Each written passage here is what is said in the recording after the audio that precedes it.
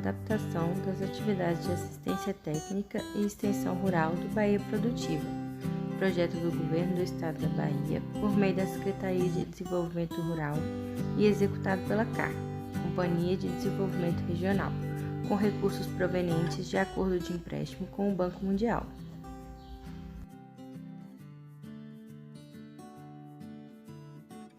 Olá pessoal, tudo bom? Meu nome é Priscila, eu sou engenheira florestal, faço parte aqui da equipe de assistência técnica do Instituto Mãe Terra. Na videoaula de hoje nós vamos estar falando um pouquinho sobre algumas técnicas de boas práticas agrícolas que a gente pode estar adotando aí para a melhoria da qualidade do nosso solo e, consequentemente, a melhoria aí dos nossos plantios. Vamos começar falando então, da importância da utilização de cobertura de solo. Vamos estar falando um pouquinho sobre os diferentes tipos de cobertura de solo que existem, que vocês podem estar utilizando aí na propriedade de vocês. Nessa foto, podemos ver o exemplo da utilização de capim como cobertura morta. Uma das funções da cobertura de solo é auxiliar no controle hídrico. O que significa isso? A gente estaria evitando que o solo perca água, principalmente aí durante os momentos mais quentes do dia. Quando a incidência solar aumenta aí a taxa de evaporação, fazendo com que o nosso solo perca água.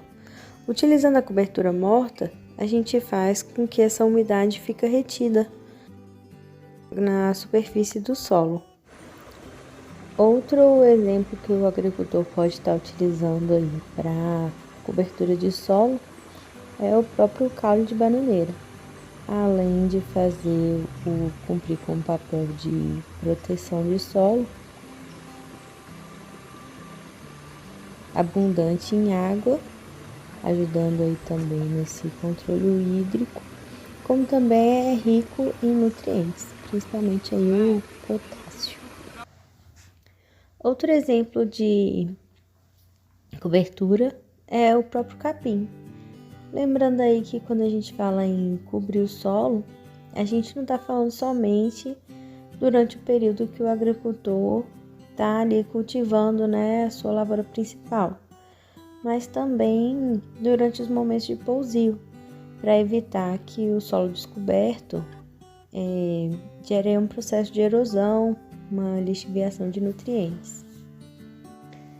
Também é recomendado que o agricultor utilize lenha ou madeira, material de origem lenhosa, para estar cobrindo o solo.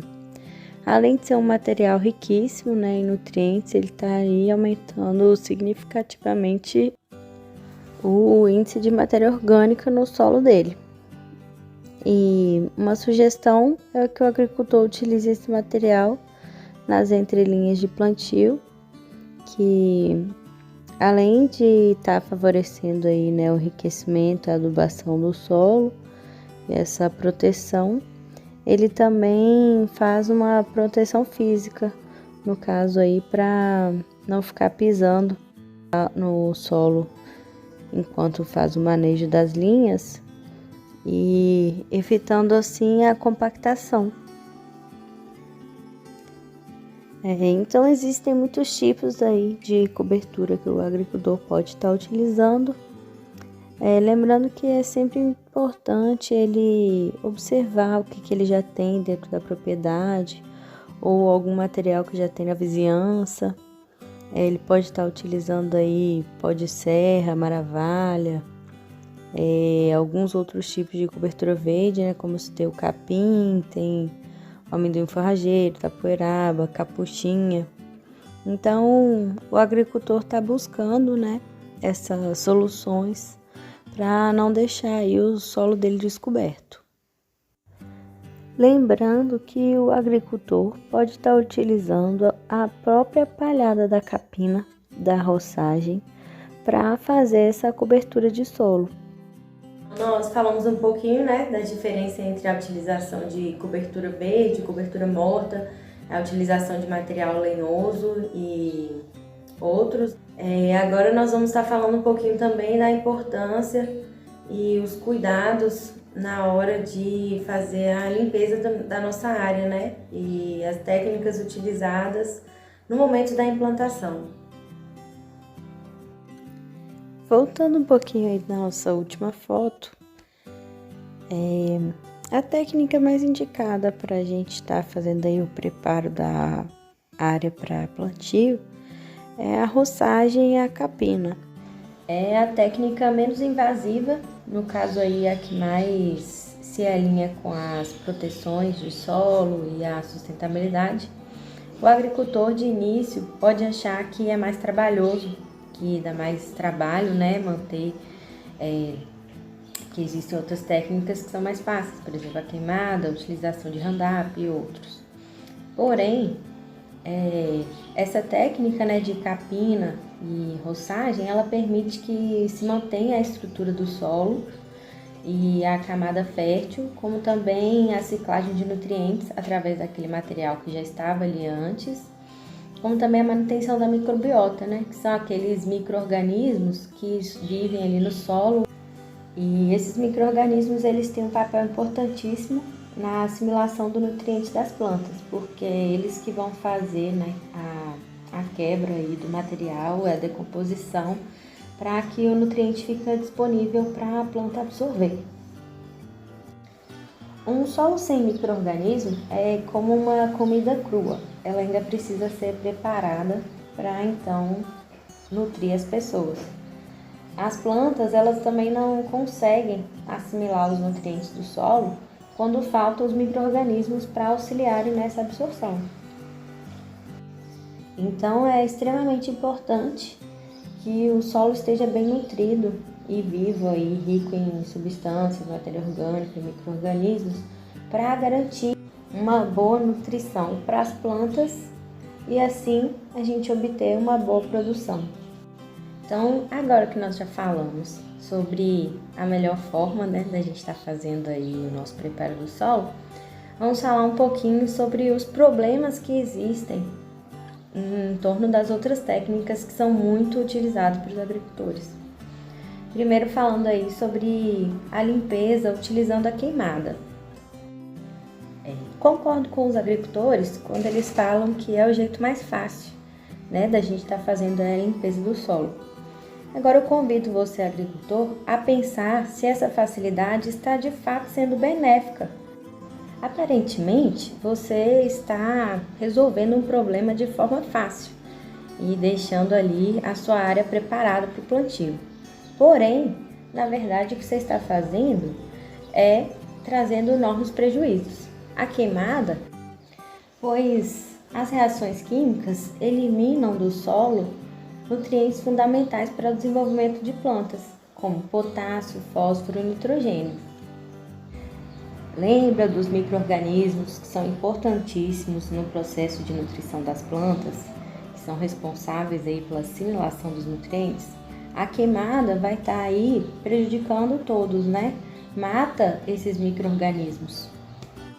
Por último, não podemos esquecer que o uso de queimada ele é proibido, salvo em casos que existe uma emergência fitossanitária, ou seja, aquele plantio está com uma grande incidência de praga ou doença na lavoura e no solo e que precisa ser combatida aí com fogo. Sem esquecer das questões ambientais, né, que a queimada aí vai estar afugentando animais silvestres e outros. O dióxido de carbono causa, né, essa poluição do ar. A cinza também, né, podem estar poluindo aí as nossas nascentes, as águas subterrâneas, destruindo habitats naturais. Então, é muito importante que o agricultor se aproprie de informações para que ele tome uma decisão mais adequada na hora de escolher a técnica para a limpeza e preparo da sua área. Para fechar esse momento de preparo da área, vamos falar de uma prática que é muito utilizada por agricultores até hoje, que é a utilização de herbicidas, né?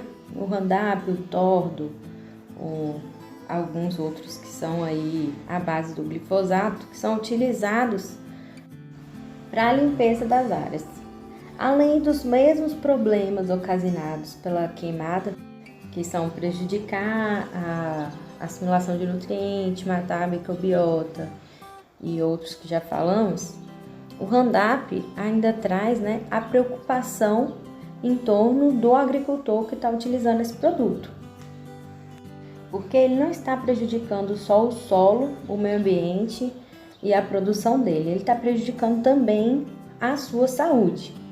A gente vê aí nessa foto um agricultor aplicando, né, de uma maneira correta, utilizando todos os EPIs, provavelmente com uma recomendação de proporção adequada, instruída ali por um profissional, um técnico, com todos os cuidados adequados.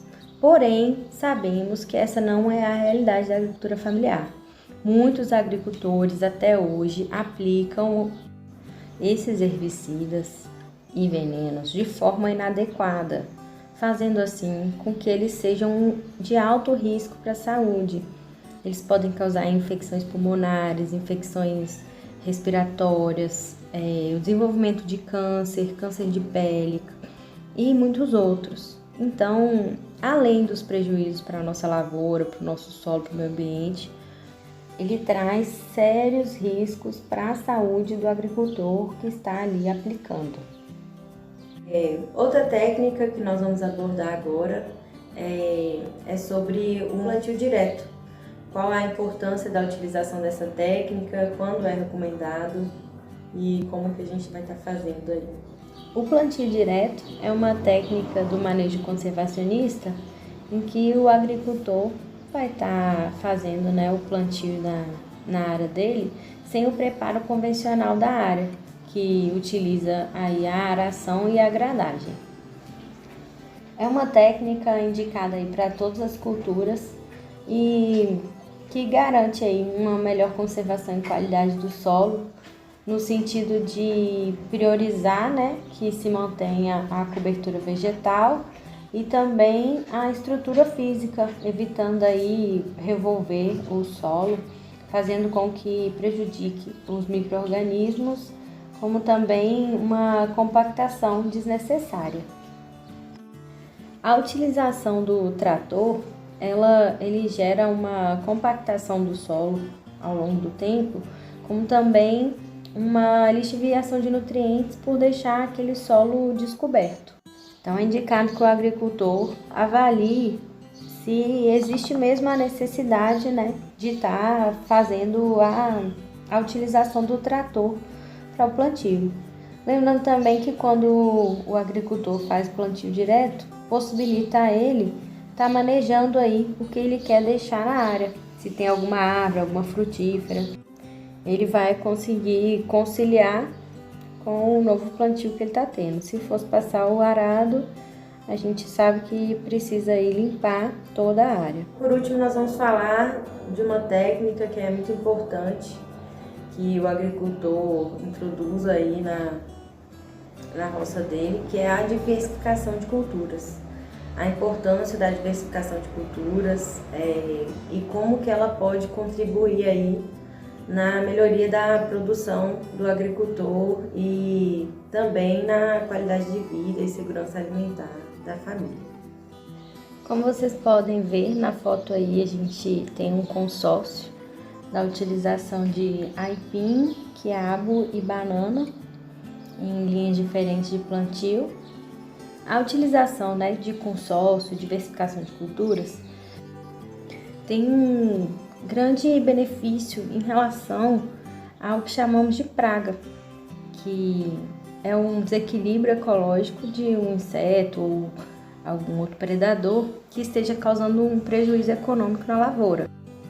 Ao diversificar as culturas, você faz com que haja um equilíbrio maior, né? Um equilíbrio ecológico, no sentido de controlar também a incidência dessas pragas que não encontram aí um ambiente adequado para a multiplicação, assim como seria se a gente tivesse uma única cultura, né? Que a gente chama aí de monocultura.